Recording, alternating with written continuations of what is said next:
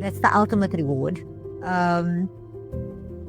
We then get confirmation that our planning and our teamwork and our efforts have paid off at the end of the day.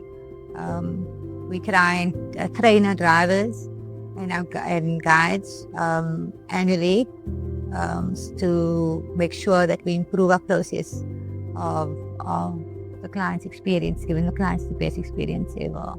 What it means, well, firstly, it feels good to make sure that their trip was good. That's the most important thing. I feel that the guests are happy, not just with the accommodations, but on the road, because they spend lots of time on the road as well. And for going between accommodations in the sprinters, it's really good to know that there wasn't any complaints, for one. If there are, we try to help on top of that as quickly as we can as well. Yeah. To me, it means nothing real. The recognition comes from the team on the ground. That's what I believe in. I'm just a character behind the scenes. The smooth operations with the team that I work with. And then it got to do with the guide and the driver.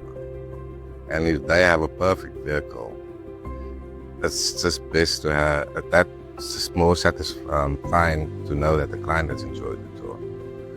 So it got nothing to do with me really. I'm just there to make sure that everything runs successful.